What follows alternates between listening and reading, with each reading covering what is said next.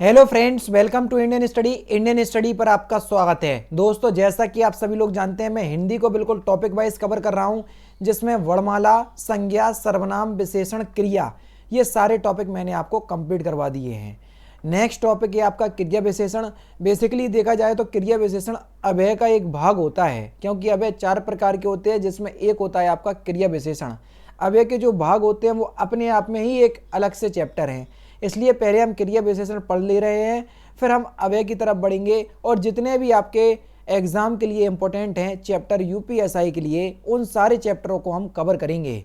लेकिन मैं आप लोगों से विनती करता हूं कि अगर आपको वीडियो अच्छी लगे तो प्लीज़ वीडियो को लाइक और शेयर जरूर कर दिया करो, क्योंकि आपका एक लाइक और शेयर ही मुझे इतना मोटिवेशन देता है कि मैं आगे चलकर इससे अच्छे और इंटरेस्टिंग कोर्स डेली बेसिस पे आपको प्रोवाइड करवा सकूं। तो इसलिए वीडियो को ज़्यादा से ज़्यादा लाइक ज़रूर करो। देखो, पहला क्वेश्चन दोस्तों आपके सामने आपको दिख ही रहा होगा कि दाहिने शब्द में क्रिया विशेषण कौन सा है, ये आपको पहचानना है। ये क्वेश्चंस मैंने आपसे लास्ट वीडियो में पूछा था कि दाहिने शब्द में कौन सा क्रिया विशेषण है। अगर हम बात करें दोस्तों दाहिने शब्द की, तो दाहिने शब्द में जो आपका क्रिया विशेषण हो जाएगा वह हो जाएगा आपका दिशावाचक, क्योंकि मैंने आपको बताया कि जो स्थानवाचक क्रिया विशेषण है वो 2 प्रकार का होता है, ठीक है, जिसमें पहला होता है आपका स्थितिवाचक और दूसरा होता है आपका दिशावाचक। तो यहां पर जो आपका सही आंसर हो जाएगा वह क्या हो जाएगा, दाहिने शब्द में कौन सा क्रिया विशेषण होगा, तो आपका सही आंसर हो जाएगा दिशावाचक। 15 का सी ऑप्शन होगा, ठीक है। नेक्स्ट क्वेश्चन दोस्तों आपके सामने ये रहा, देख लीजिए कि इनमें न्यूनतावाचक क्रिया विशेषण बताना है। कौन सा न्यूनतावाचक क्रिया विशेषण है। अब देखो, मैंने आपको बताया था कि ऐसे शब्द जिनसे हमको न्यूनता यानी कि न्यून शब्द की क्या हो, ज्ञात हो, यानी कि किसी भी शब्द की अगर हमको पढ़ने से ये ज्ञात हो रहा है कि ये शब्द जो है कि न्यूनता का बोध करवा रहा है, तो वहाँ पर आपका न्यूनतावाचक क्रिया विशेषण होगा। और न्यूनतावाचक क्रिया विशेषण किस में आता है सर, ये परिमाणवाचक में आता है, ठीक है। और जब मैंने आपको पढ़ाया था कि कुछ शब्द हो गए, लगभग शब्द हो गए, थोड़ा शब्द हो गए, ये सभी आपको न्यूनतावाचक क्रिया विशेषण में देखने को मिलेंगे।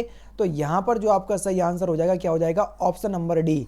कुछ शब्द जो है यही आपका न्यूनतावाचक क्रिया विशेषण का उदाहरण है। चौथा ऑप्शन यहाँ पर आपका बिल्कुल करेक्ट हो जाएगा। अगर थोड़ा डीपली जाएं कि न्यूनतावाचक क्रिया विशेषण किसका भेद है, तो यह परिमाणवाचक में आएगा, ठीक है, क्योंकि क्रिया विशेषण 4 प्रकार के होते हैं, स्थानवाचक, कालवाचक, रीतिवाचक और परिमाणवाचक। चलिए नेक्स्ट क्वेश्चंस, इनमें अनिश्चयवाचक क्रिया विशेषण आपको बताना है। जो शब्द अनिश्चितता का बोध कराएं वही आपके अनिश्चितवाचक क्रिया विशेषण होंगे। और अनिश्चयवाचक क्रिया विशेषण किसका भेद होता है, अगर आपको पता हो, पहले दिन मैंने वीडियो में आपको सब कुछ बताया था। अनिश्चयवाचक क्रिया विशेषण जो है ये रीतिवाचक का क्या होता है, भेद होता है।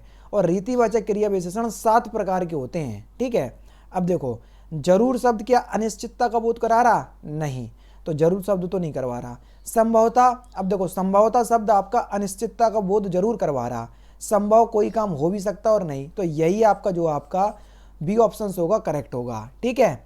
नेक्स्ट क्वेश्चन, इनमें श्रेणीवाचक क्रिया विशेषण आपको बताना है। अब देखो, श्रेणीवाचक क्रिया विशेषण किसका भेद होता है, ये परिमाणवाचक क्रिया विशेषण का भेद होता है, क्योंकि परिमाणवाचक क्रिया विशेषण भी 5 प्रकार के होते हैं, जिसमें अधिकतावाचक, न्यूनतावाचक, पर्याप्तिवाचक, तुलनावाचक और लास्ट होता है आपका श्रेणीवाचक। श्रेणीवाचक में आपको क्रम से, थोड़ा थोड़ा, बारी बारी, तिल तिल, ये शब्द जरूर देखने को मिलेंगे। तो यहाँ पर थोड़ा थोड़ा शब्द जो है ये श्रेणीवाचक का भेद है, तीसरा ऑप्शन करेक्ट। नेक्स्ट क्वेश्चंस, इनमें दिशावाचक क्रिया विशेषण आपको बताना है। दिशावाचक क्रिया विशेषण स्थानवाचक का भेद होता है। स्थानवाचक क्रिया विशेषण 2 प्रकार के होते हैं, पहला स्थितिवाचक, दूसरा दिशावाचक। दिशावाचक में आपको दाएं बाएं, इधर उधर, जिधर, ये सभी शब्द देखने को मिलेंगे। तो सर कौन सा शब्द दिख रहा है हमको, उधर। उधर शब्द जो है यही आपका दिशावाचक क्रिया विशेषण होगा। देखो, हर तरीके से आपको मैं चैप्टर कंप्लीट करवा रहा हूँ, बिल्कुल फ्री ऑफ कॉस्ट, पीडीएफ भी आपको प्रोवाइड करवा रहा हूँ। अगर आप लोग मेरे से बिल्कुल अच्छे डिस्क्रिप्टिव वे में ज़्यादा से ज़्यादा तैयारी करना चाहते हैं, प्रैक्टिस करना चाहते हैं, तो मैं अनअकैडमी पर रोज़ सुबह 11 बजे क्लास लेकर के आता हूँ, डेली बेसिस पे। अगर आप अनअकैडमी के ऐप को चलाने में कोई दिक्कत हो रही तो मुझे इंस्टाग्राम पे मैसेज करो, मैं आपको बताऊंगा। क्योंकि जो वो सीरीज चल रही है ना, आप लोगों के लिए मोस्ट इंपॉर्टेंट सीरीज है यूपीएसआई वालों के लिए। इतना यकीन कर लो, अगर एक बार आप अनअकैडमी पर आकर मेरे से पढ़ लोगे, छोड़ करके नहीं जाओगे, इतना वादा है। अगर मैं ये भी कह रहा हूं कि अगर आपको वहां पर मेरी क्लास पसंद ना आए, बेकार लगे, कुछ भी आपको ऐसा लग रहा है कि मेरा टाइम वेस्ट हो रहा, वहीं पर भयंकर तरीके से डिसलाइक करना और चले जाना, मेरे को बिल्कुल भी आपत्ति नहीं होगी। लेकिन मैं आपसे जो बोल रहा हूं कि एक बार क्लास में आओ, जब आप क्लास में आओगे तो यकीनन आपको बहुत सारी चीज़ें सीखने को मिलेंगी, क्योंकि वहां पर मैं ज़्यादा क्वेश्चंस आपको प्रैक्टिस करवाता हूं। ठीक है, विराम चिन्ह भी टॉपिक चल रहा है वहां पर।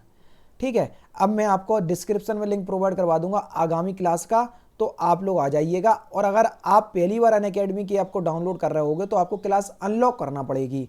अनलॉक कोड है अपने ही चैनल का नाम इंडियन स्टडी। ठीक है, नेक्स्ट क्वेश्चन, इसमें आपको समयवाचक क्रिया विशेषण का कौन सा भेद नहीं है वो बताना है। अब देखो, समय का मतलब ही होता है काल, तो समयवाचक क्रिया विशेषण कालवाचक क्रिया विशेषण का भेद होगा। कालवाचक क्रिया विशेषण 3 प्रकार के होते हैं, समयवाचक, अवधिवाचक और पौन्यपूर्ण। ये आपके 3 प्रकार के होते हैं। समयवाचक में आपको आज, कल, जब, पहले, तुरंत, परसों, नरसों, ये शब्द सभी देखने को मिलेंगे। अब देखो, कभी भी आपका समयवाचक में, परसों भी है आपका, तभी भी है।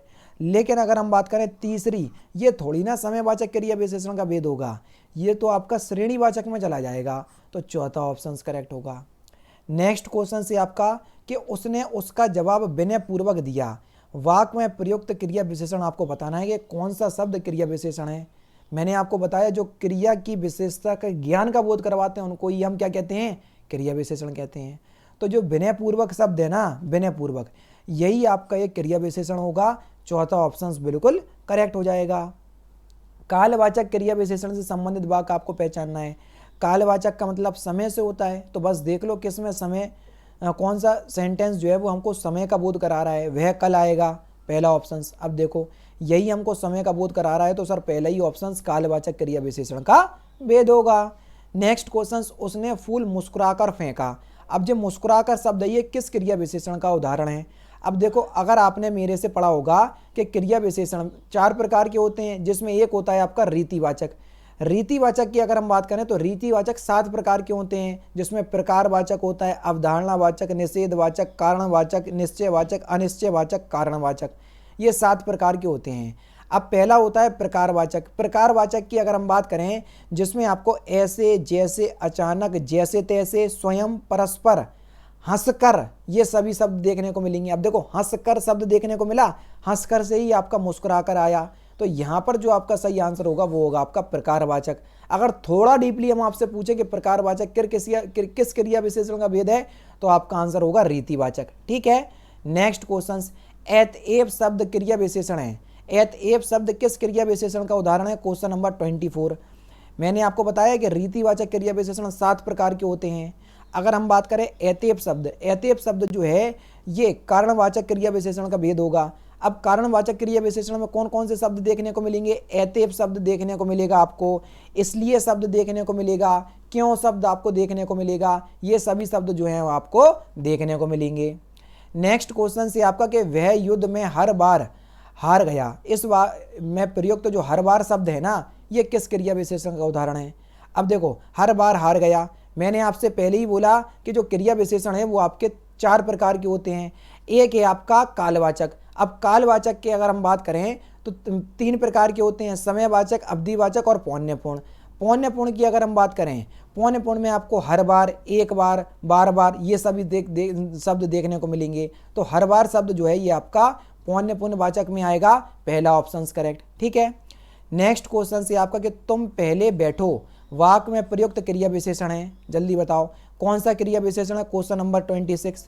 तो ये पहले शब्द जो है ना, यही आपका क्रिया विशेषण का उदाहरण है और श्रेणीवाचक क्रिया विशेषण होगा और श्रेणीवाचक परिमाणवाचक में आता है। ठीक है, तो दूसरा ऑप्शन नहीं, पहले शब्द जी आएगा आपका समयवाचक में, तुम पहले बैठो, फिर दूसरा बैठेगा कुछ समय बाद, फिर तीसरा। तो ये पहले शब्द आपको देखने को मिलेगा किसमें, समयवाचक में देखने को मिलेगा। ठीक है, चलिए नेक्स्ट क्वेश्चन से आपका इनमें क्रिया विशेषण युक्त वाक्य है, कौन सा क्रिया विशेषण युक्त वाक्य है, किसमें क्रिया विशेषण है, क्वेश्चन नंबर 27।